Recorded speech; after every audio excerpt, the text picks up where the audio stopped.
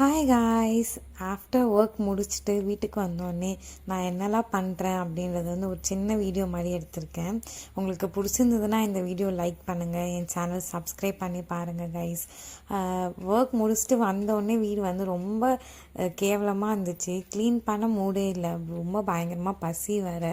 சரி ஃபஸ்ட்டு நம்ம ஏதாச்சும் செஞ்சு சாப்பிட்லாம் அப்படின்ற மாதிரி போயிட்டு கிச்சன் போய் பார்த்தா சாமான் அவ்வளோ இருந்தது.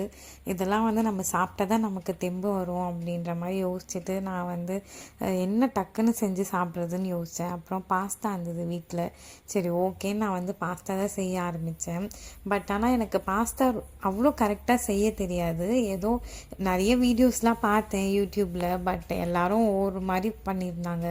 அதே மாதிரி எனக்கு அந்த இன்க்ரீடியன்ஸ்லாம் வீட்டில் இல்லவும் இல்லை, அதை வாங்கிறதுக்கும் எனக்கு டைம் இல்லை, அந்தளவுக்கு பசி. அதனால் என்கிட்ட இருக்கிற திங்ஸ் மட்டும் வச்சு நான் வந்து இந்த பாஸ்தா செஞ்சேன். பட் அவ்வளோ சூப்பராக வரலை, ஏதோ ஓரளவுக்கு சாப்பிட்ற மாதிரி தான் இருந்தது.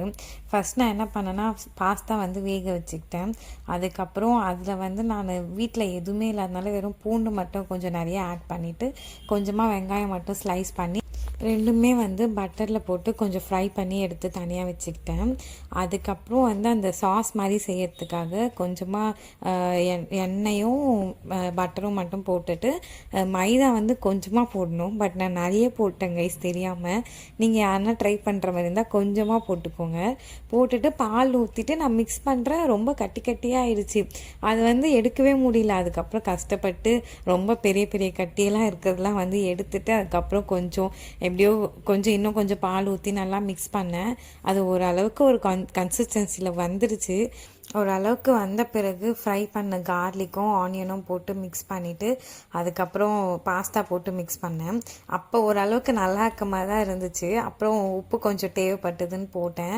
அதுக்கப்புறம் அந்த சில்லி ஃப்ளேக்ஸ் மட்டும் நம்மக்கிட்ட இல்லைல்ல, சரி நான் வந்து காஞ்ச மிளகா எடுத்து மிக்சியில் அரைச்சிட்டு அதை வந்து சில்லி ஃப்ளேக்ஸாக யூஸ் பண்ணிக்கிட்டேன். அது கொஞ்சம் போடவே தான் வந்து அந்த ஃப்ளேவரே கொடுத்தது. அப்போ தான் கொஞ்சம் சாப்பிட்ற மாதிரியே இருந்தது. அதனால் நான் கொஞ்சம் நிறையவே போட்டுக்கிட்டேன், காரமாக இருந்தாலும் பரவாயில்ல அப்படின்ட்டு.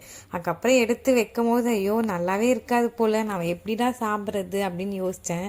ஆனால் ஃபைனலி எப்படியோ ஓரளவுக்கு சாப்பிட்ற மாதிரி தான் இருந்தது. அப்புறம் வெசல்ஸ்லாம் மட்டும் வாஷ் பண்ணிட்டேன், வீடு மட்டும் க்ளீன் பண்ணவே இல்லை. அப்படியே போய் படுத்து தூங்கிட்டேன்.